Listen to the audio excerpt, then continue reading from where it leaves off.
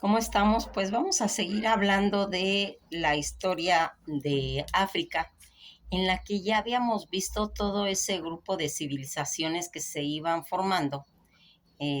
cuando van a empezar a emigrar, y que el último capítulo tratamos de lo de los pigmeos, toda esa raza en la que en la actualidad decir pigmeo es como una forma de migrante, en la que ellos prefieren que se les llame por el nombre de sus tribus. Esos términos son muy aceptados, pero también muy interesantes porque nos dan a conocer todas esas signias que conocemos a veces nada más por nombre. Pues todo este deambular que trajo estos últimos capítulos que hemos estado viendo acerca de las civilizaciones que van a ir formando África, y que vamos a darnos cuenta qué tan importante va a ser los conceptos en relación a todos estos pueblos. Fíjense en que aquí vamos a hablar de un personaje muy importante, que es la reina de Saba. La reina de Saba, que en muchas tradiciones posiblemente dicen que ni siquiera hay forma de ver si realmente existió o no, pero está escrito en muchas culturas el nombre de ella. En los etíopes se considera como el nombre de Maqueda, y en el Corán el de Bilqis. Aquí vamos a ir viendo cómo esta reina de Saba, que así se le denomina, fue el producto de toda una descendencia. Fíjense que se comenta que en la época de que Moisés le dan las tablas, las leyes sagradas, va haciéndose toda una formación de la cultura de los judíos. Aquí nos vamos a remontar un poquito hasta donde está el diluvio universal, en la que a Noé se le designa hacer la arca para transportar a los animales. Los descendientes de Noé van a tener una marcada influencia en la que va a ser dos de sus hijos que van a tener un papel muy importante. Todos estos descendientes que venían de todo ese diluvio que dilató 40 días, 40 noches, y que va a desembocar que tengan esa responsabilidad de poblar nuevamente el mundo. Estos dos hijos, que uno era Anam, que se va a ir al norte, y el otro Catán, en la península arábica, que va a dirigirse hacia el sur. Estos dos hijos que van a ir formando todos esos pueblos, Catán va a formar dos reinos, uno que se llama Ignea y otro que se llama Saba. Aquí vamos a irnos dando cuenta que los del reino Saba, que van a ser los yemenitas de Yemen, en lo que actualmente es la república potencialmente de Yemen, en el mundo antiguo databa de una civilización muy poderosa en esa época, y que aquí van a irse formando. Pues fíjense que esta situación en la que se dan estos hijos de Noé, que van a formar estas ígneas, van a ser lo que en la actualidad se le considera al mundo árabe. El norte, lo que dijeron ellos, que el Islam es el que va a considerarse todo lo relacionado al lenguaje, a la media luna, mientras que en el lado sur nació el universo árabe, en lo que también se le iba a denominar la Arabia feliz. Pásame tanta agua, ¿no? Por favor. Todo ese próspero país lleno de riquezas, de prosperidad, en cuestiones fértiles, en esos valles verdes en lo que se dedicaban al comercio y que tiene una duración de más de 3,000 años, en la que estaba ricamente influenciado el comercio, tanto por el oro, el incienso y la mirra. Toda esta situación que se va a ir haciendo y que a través de lo que se va a ir comentando, vamos viendo cómo todas estas tierras de Etiopía, ya habíamos quedado que en Etiopía se habían ido los judíos que salieron de Egipto. Ya habíamos comentado que era cuando Moisés se lleva a todo el pueblo de los judíos, se quedan los orfebres y ese pueblo judío es el que se va a Etiopía. Pues ahí va a hacer todo lo que estamos viendo ahorita, que es con lo referente a Etiopía. Esa influencia que tenía Etiopía de un cristianismo muy, muy viejo, muy profundo, en la que se hablaba de esa influencia que también hubo del judaísmo, donde hubo esa influencia de la India, marcándolo lo del budismo. Todos estos factores primogenios de todas esas religiones que estuvieron alrededor, aquí vamos a ir viendo cómo se van a ir entrelazando estas historias del mundo, donde tanto Yemen y Saba, que es lo mismo, se van a hacer esa simbiosis, ese sincretismo con el rey Salomón. Aquí vamos a hablar ahora de la reina de Saba, más adelante vamos a hablar del rey Salomón, de todas esas situaciones en las que se vienen marcando, porque fíjense en que aquí una de las cosas que Etiopía no fue esclavizada, pues fueron mucho por las condiciones geográficas tan complejas que tenía el país y que desarrollaron todo, le dieron pues toda esa oportunidad de desarrollar todo ese linaje, ¿sí? En el cual estuvo representado por uno de sus dirigentes, que es Haile Selassie, que era el orgullo que lo consideraban como el león de Judá, el rey de reyes, el león del Negus o el rey del Sión. Cuenta la leyenda que todas estas situaciones en las que se formó toda esta dinastía de la Asium, que lo mencionaban que había sido más o menos en el siglo I, pero que hay versiones en las que se comenta que fue antes, que fue en la época del rey Salomón y la reina de Saba.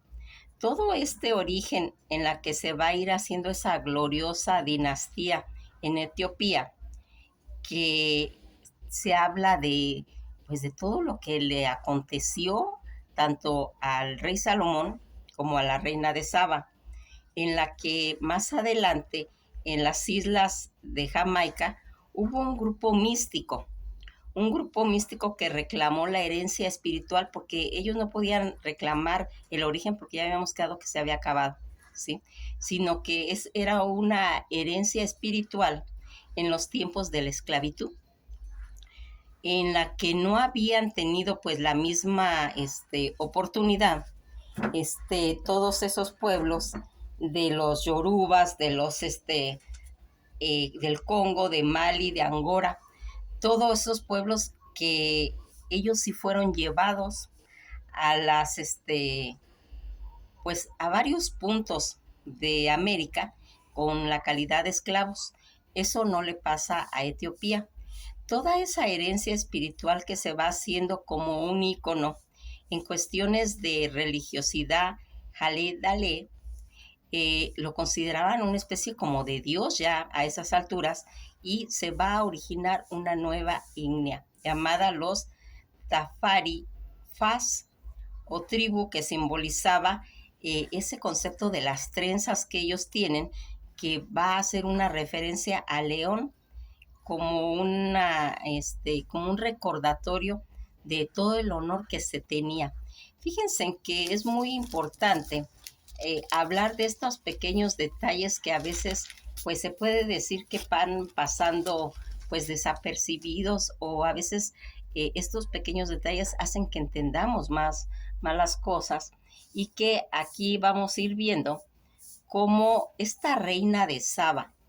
que fue una de las reinas más antiguas del reino de los sabeos, aparece tanto en la Biblia como en el Corán,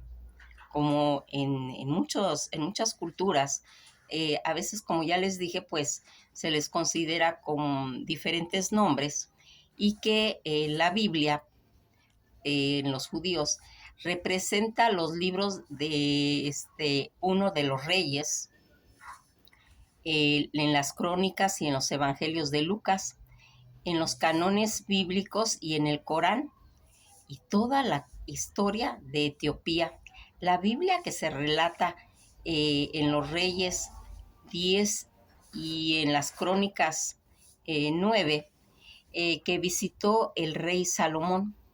Dicen que fue una mujer descrita como una reina muy bella, muy hermosa, que destacaba por su belleza y su magnificencia en el reino del Sabeo, en lo que actualmente es Yemen. Esto hay que tenerlo muy presente, porque Yemen, que en su nombre era, la llamaban ellos Balkis Obliquis, también estamos viendo que tiene esa relación con todos estos pueblos. Por ejemplo, en el libro Quebran Nagats, que va a relatar que ella tuvo un hijo con el rey Salomón, al cual le pusieron Menelik, quien sería el futuro rey de Etiopía,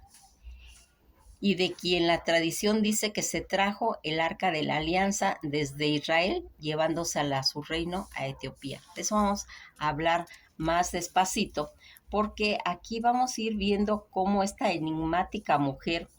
va a enamorar al rey Salomón. Toda esa sur de Arabia, dicen que pues su nombre va a tener diferentes características. Inclusive se habla de que venía de esas religiones de los asiriacos, que comentaban pues todos esos relatos en los que abarcaba todo ese comercio desde el siglo 7 y 8, donde van comentando todo lo que sucedió. Ya Flavio Josefo, el historiador romano, relata que que ella tenía un origen etíope, y que todo ese origen de Egipto y África, en las que veíamos cómo estaba atravesado y dividido por el Mar Rojo, toda esa temporalidad, en todo esto que se va a ir recorriendo en los relatos bíblicos, que ya habíamos dicho que está en los Reyes y en las Crónicas. Dicen que visitó a Salomón, en el cual le llevó grandes tributos. Ahora vamos a ir viendo. Bueno, según en el libro de Quebran Nasak, relata que ella tuvo ese hijo, Menelink, el que habíamos dicho que posiblemente se había llevado el arca de la alianza, que vamos a platicar. Fue esa reina gobernante de ese reino de Saba, del antiguo país de los sabateos, que en la arqueología presume que está localizado en los actuales territorios de Etiopía y de Yemen, cuyo centro de gobierno está ubicado Mari. Todos estos textos bíblicos de la reina no es nombrada explícitamente por su nombre, nada más dicen la reina de Saba. En la tradición etíope se le llama Maqueda. Maqueda es el nombre reconocido por los etíopes, que se puede decir que es el más reconocido, mientras que en la cultura islámica aunque no en el Corán, se le conoce como Bilquis o Bilquis. Otros nombres asociados a ella son Nicueli o Nicaudia. Todos estos relatos bíblicos que nosotros vamos viendo, cómo se van relacionando con ella según el Antiguo Testamento. La primera parte de la Biblia, o Tanaí, la anónima reina de la tierra Saba, dicen que ella acudió a Israel, habiendo oído grandes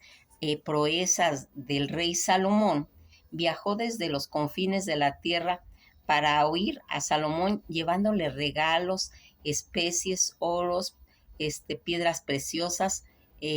todo eso que sería más adelante cuando va a ser el nacimiento de Jesús de Nazaret, que también eh,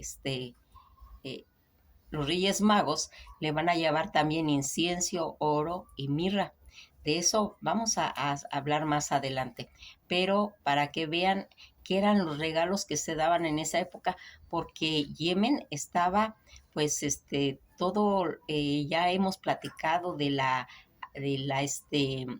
rutas de África Feliz, toda esta situación en la que se deambulaba por medio de caravanas, de hacer el recorrido llevando especies, oro, principalmente la sal, ya habíamos hablado también que era un producto de intercambio, y llevaban la mirra. Cantidad de especies se distribuía, y la reina, cuando va a ver al rey Salomón, ella sale en una caravana rumbo a querer conocer al rey Salomón. Toda esa trayectoria que va a hacer ella y que va a tener esos relatos que nosotros vimos, cómo se va ella a asombrar cuando ella llega de ver ese templo de Jerusalén, y que va a tener pues esa curiosidad de saber de la sabiduría, pero que también iba con otros objetivos, como los intercambios comerciales de toda esa Arabia y de Mesopotamia. Esta reina del sur que anda buscando encontrar la sabiduría en Salomón, y que cuenta la historia que Salomón le va a hacer toda una oda de amor, que es el Cantar de los Cantares, ese poema erótico donde invita a disfrutar ese placer, y que cuentan que esta hipótesis de romanticismo se va a hacer en la Edad Media. Antes no estaba considerado en esa forma ese encuentro que tuvo la reina de Saba con Salomón. Toda esta situación en la que también ella va a entregar pues esos regalos mágicos a Salomón, en la cual ella le va a regalar un pilar, el cual comentan que Salomón manda a sus genios a traer ese pilar donde estaba inscrito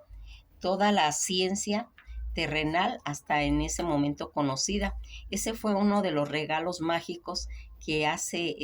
la reina de Saba a Salomón, y en la cual se quedó registrado en esos papiros antiguos, donde también en relatos coptos, todo ese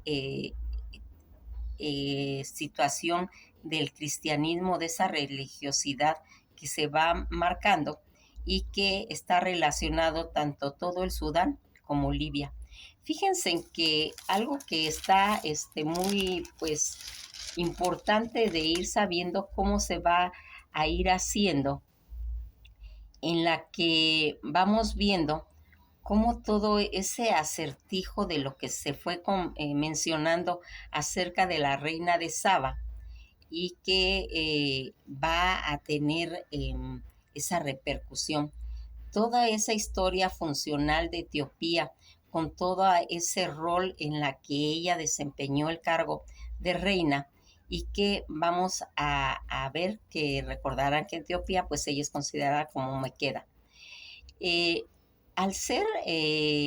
toda esta situación que ella ve, fíjense que hay una anécdota que había llegado a oídos de Salomón que esta mujer tenía como las piernas velludas, como patas de burro, con una, como que fuera una hiena, porque era una mujer, dicen que muy velluda, que eso como que excitaba a Salomón y que va a ir haciendo que tenga cierto atractivo. Salomón en esta situación, cuando sabe que ella ya viene a verlo, va a poner un suelo de espejo o de cristal, y cuando la reina de Saba entra, ella piensa que es agua y entonces se levanta sus faldas para no mojarse, y Salomón dice que le ve las piernas velludas, lo cual le reclama. Eso vamos a dejarlo un poquito pendiente porque es algo muy interesante, porque pues han de saber que ella era de origen de raza negra y los negros no son velludos. Entonces era como algo raro, como algo que se mencionaba y que va a irse mencionando. Toda esta situación en la que la reina va a estar ahí, él le había dicho, hacían como una promesa de que él no le iba a hacer ningún daño, pero ella no le iba a robar nada. Entonces la emborracha, ¿sí? Y ella en la noche sale a tomar agua, pero él le había dicho que no robara nada y ella va a agarrar agua de las fuentes. Al descubrirla, él le reclama, le recuerda de su promesa, y entonces ella, para pues tratar pues de quedar en paz, porque había cometido algo que era pues muy delicado, al Salomón le dice pues que renuncie a todas sus creencias, porque ella creía en el sol, ¿sí? Entonces, que agarre la religión de Salomón y que se vuelva al judaísmo. Toda esta situación en la que vamos a ir viendo cómo ella se va a ir desenvolviendo, pues recuerda toda esta situación, y ella va a tener una relación sentimental con Salomón, de la cual va a nacer un niño, un bebé, al que le van a poner Vaina Leker, ¿sí? Eh, que significa el hijo del hombre sabio. Vaina Leker, que ya en Etiopía se le va a llamar Menilek, eh, dicen que tenía mucho parecido con el rey David, o sea, el padre de Salomón. Más adelante, él, cuando él se despide de la reina de Saba, le va a regalar un anillo donde va a representar la fe que va a retomar la reina de Saba, y que va a reunirse este, con toda, en un viaje que va a hacer Salomón, donde se va a reunir con todos sus primogenios de la corte, más porque recordarán que Salomón es el primogenio, el tercer hijo, perdón, el tercer hijo del rey. Toda esta situación eh, que va a ir conllevando. Más adelante, el rey Salomón va a casar a otro de sus hijos con el rey de Roma para unificar todas esas alianzas que se tenían. Como vamos viendo toda esta situación en la que va a irse haciendo pues este tejido social que es muy pues se puede decir interesante, porque cuando es más grande ya Menelec, pues él quiere conocer a su papá. Él va a conocerlo, y el rey David pues se queda asombrado de ese parecido que tiene con el rey David, le ofrece que se quede, le ofrece que haya pues todo, pues todas las riquezas, todo el poder que tenía su papá, pero Menelec,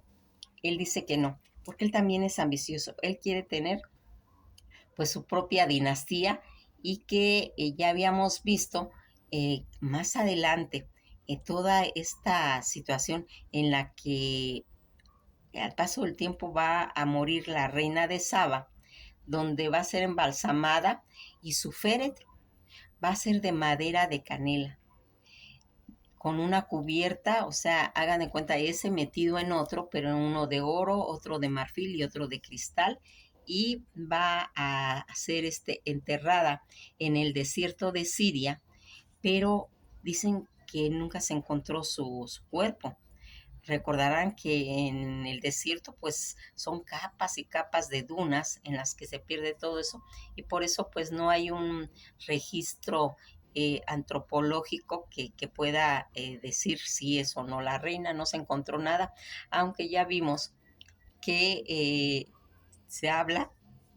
pues en cantidad de lugares, de libros, como el Corán, como la Biblia, ¿sí? Y que aquí va a tener toda esa historia alrededor de esta mujer. Fíjense en que los relatos que habla el Corán, el episodio también aparece en el Corán, donde tampoco se menciona el nombre de la reina. Según esta versión, la reina quedó tan impresionada por la sabiduría del rey Salomón que se convirtió en monoteísta, entonándose una alabanza al dios Alá en árabe.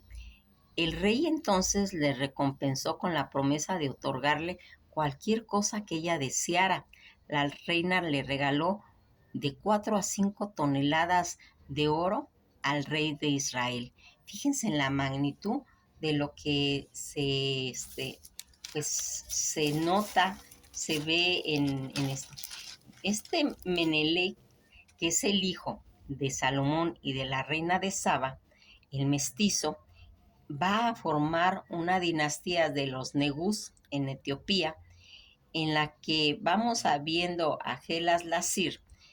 que ya en épocas ya más cercanas, estamos hablando ya de la Segunda Guerra Mundial y todo esto, ha podido permanecer, dicen que hasta 1974, todo este poderío en la que pues nos vamos viendo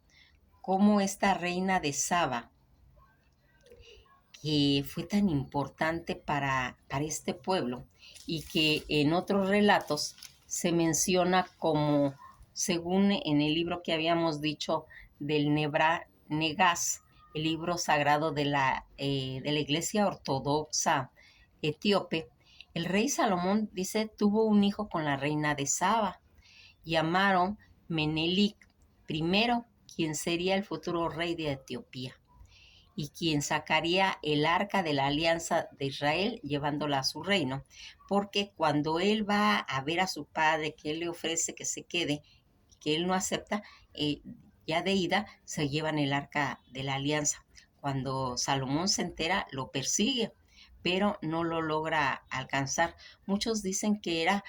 fue protegido por la misma arca para que no lo encontrara. Cuando regresa Salomón, va a tener que fabricar una arca falsa para, pues, en cierta forma proteger el nombre de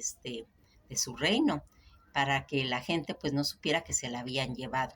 Toda esta situación en las que nosotros vamos viendo cómo esta reina, dicen que todo ese protocolo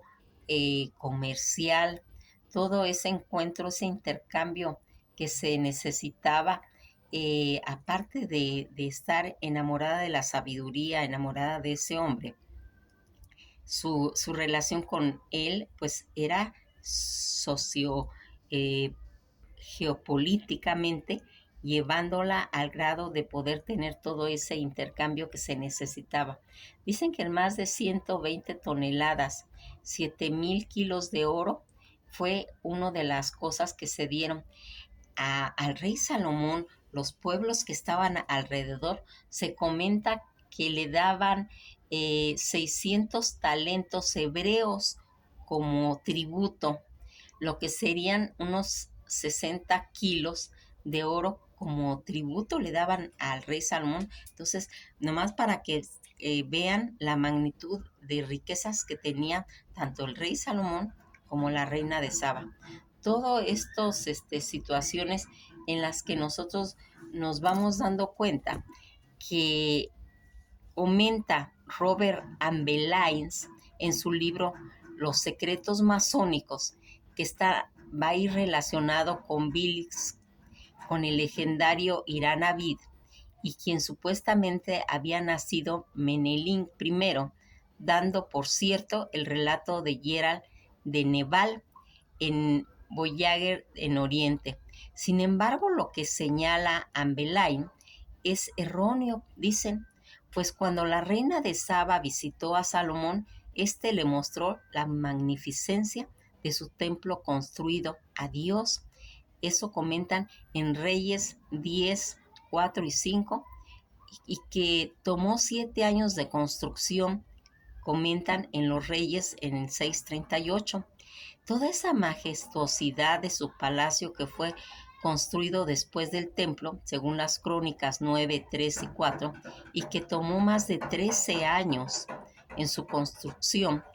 lo comentan en Reyes 7:1, ambos edificios tomaron más de 20 años de ser construidos. Dicen los Reyes en 9:10, la tradición masónica dice que Irán Abid, también llamado Irán Aviv,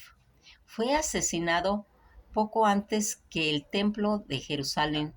fuera terminado de construir, por lo que hay un espacio de más de 13 años entre la muerte de Irán Abí y la visita de la reina de Saba a Israel. Por lo tanto, ambos no se pudieron haber conocido. Toda esta situación que van explicando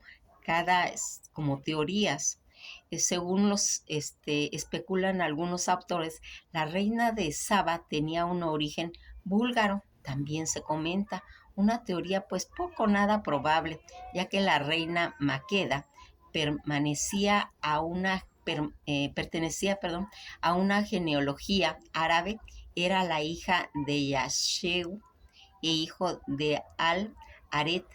hijo de Keus, hijo de Safid, hijo de Sabat. Toda esa descendencia que va mencionando, en la que vamos a ir viendo cómo también se va a ir marcando a través de la filmografía, en la que hay una lista tremenda de películas, tanto en cine como en televisión, en lo que la reina de Saba es el personaje central, y cabe destacar que las 3 primeras cintas, la filmada en 1913, en 1920 y en 1921, son realmente unas obras de arte silente. Todos los títulos de cortometraje, largometraje y documentales y series de televisión relatan la historia de este personaje bíblico, apegándose a una historia, a excepción del Filmes de 1963, que es una cinta experimental en blanco y negro cuya temática es fantasía. Por otro lado, el título en el año 2001 corresponde a episodio llamado King Salomon y David, transmitido ese mismo año en la televisión animada, en la que se transmitió en el año 2000 al 2004 en Estados Unidos. Fíjense en que vamos a dejarle aquí, porque todavía tenemos que contar muchas cosas de la reina de Saba, y que vamos a ir viendo cómo se va a ir uniendo, para que entendamos qué tan importante fue este personaje, ya sea que muchos lo mencionan como un personaje ficticio, pero como nos dimos cuenta, hay muchas teorías, hay muchos documentos, hay muchas religiones en la que se nombra, y que va a traer pues toda esa sabiduría en la que nosotros pues vamos a marcar la importancia de esta reina tan importante, y esa relación que tuvo con el rey Salomón. Pues nos vamos a despedir aquí, vamos a quedar, pues vamos a ver al rey Salomón, qué relación, qué más encontramos. ¿Por qué es importante eso? Porque ahorita estamos tratando la historia de África, pero esencialmente estamos viendo el país etíope. Ese país donde van a surgir nuevas razas, donde son descendientes de toda esta, eh, estos personajes, como es la reina de Saba y su hijo, y que es muy importante que dicen que ahí está la arca de la alianza, donde hay toda una historia que también vamos a comentar porque forma parte de las tierras de África. Pues espero que pasen un feliz día y pues esto ha sido todo por hoy. Nos quedamos pues en cierta forma pendientes, pendientes de todo este recorrido que estamos haciendo acerca de la historia de África, en la que vamos a tener pues que irnos adentrando, porque dirán, es que están viendo la Biblia. No, es que ahí es donde se cuenta la aportación de todos estos pueblos que tiene que ver mucho con Etiopía y la historia de África. Quedamos hasta aquí, que pasen una buena tarde.